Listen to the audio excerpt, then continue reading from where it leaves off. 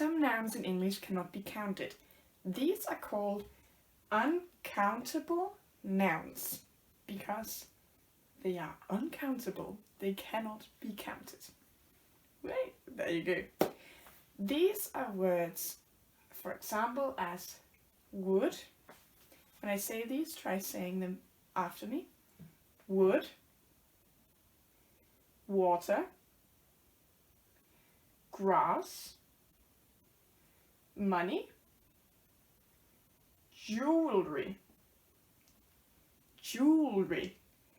So this looks very complicated, but we just say jewelry. So it's just 2 syllables when we say it. Fruit, furniture, dirt, rice, information, and love.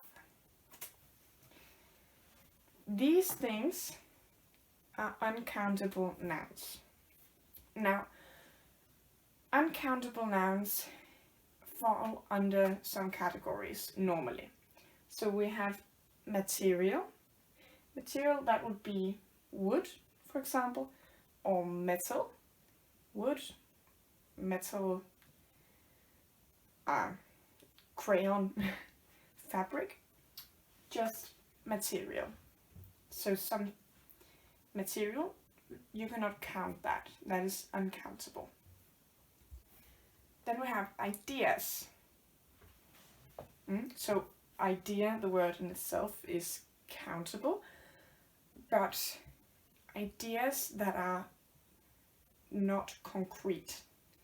So things like love or information that you cannot touch.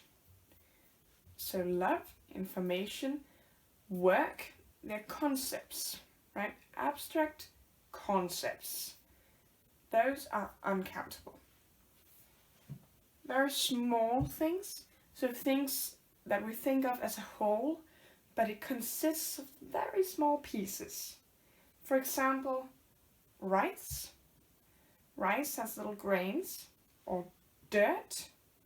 Dirt has tiny little stones, or sand, things like that.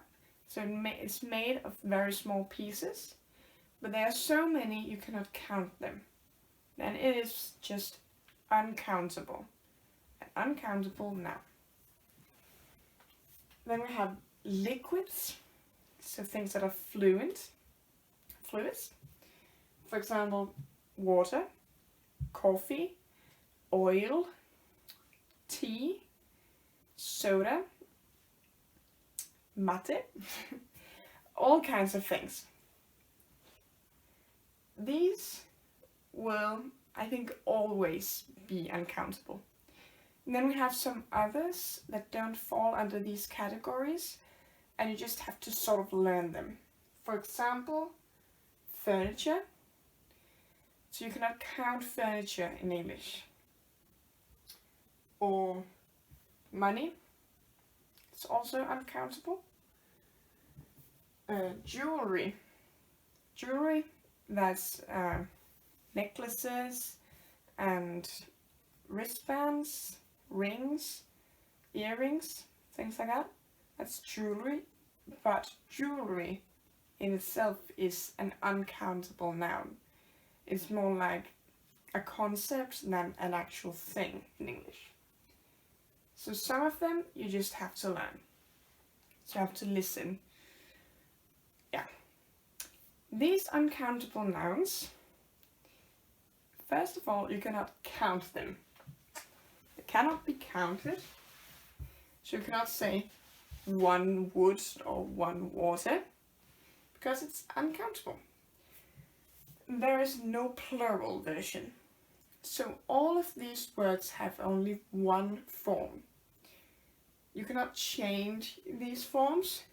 They will always look like that.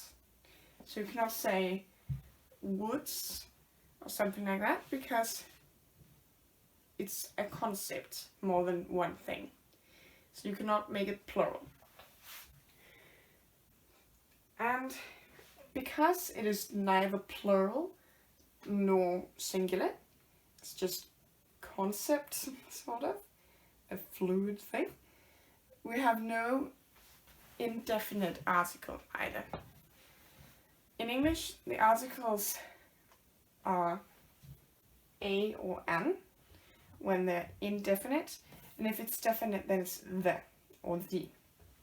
And we still use the definite one, because that goes for both plural and singular, so it doesn't really matter, but a and an only goes for singular things, and these are not singular. They're not plural either, but they're uncountable. So we don't use a or an. We do not say a money, and a money or a jewelry. We don't say that. So, for example, you could say, I saw a man today. I saw a man today. Let's try saying that. But when it's uncountable, we don't say a. Then it would just be, I saw grass today. Or, I saw some grass today. Normally we would say some, something like that. Put an extra word in there.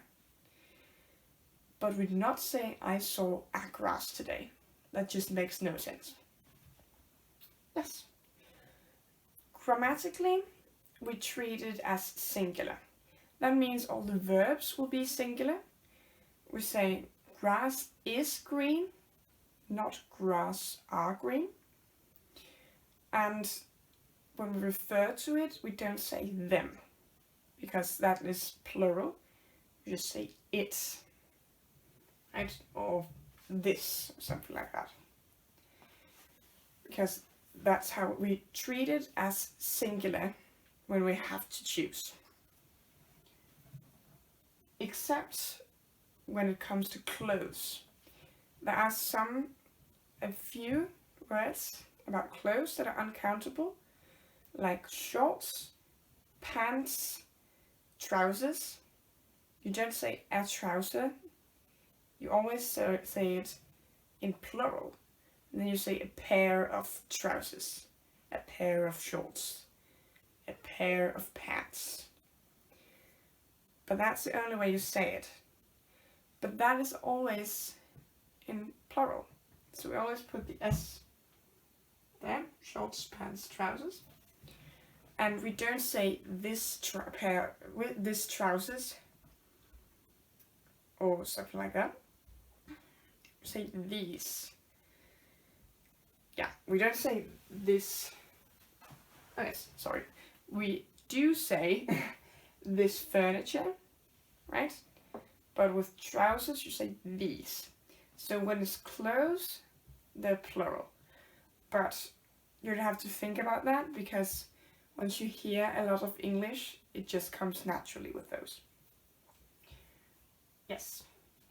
Sometimes we count the little pieces. So as I said, this is sometimes things that it's just very small things, and then a lot of them. And then we think of it as a whole. And then we just count little ones, but we say what they are called. For example, a piece of fruit. So fruit is uncountable, but you can count each one still. There is a piece of fruit. A piece of furniture. Furniture, that's the things you put in your home as chairs, tables, shelves, things like that. So that's not small pieces, but it's still uncountable for some reason. Then you can say a piece of. Sometimes it's not piece, but it's something else. For example, liquids cannot be pieces. You can't cut up wine, right? But you can say a bottle of wine, a glass of wine, a container of wine. So sometimes we will try to specify by saying the small thing that we're talking about. Sometimes we're talking about a container. You can also say a glass of rice. Then it just means as much rice as will fit into a glass.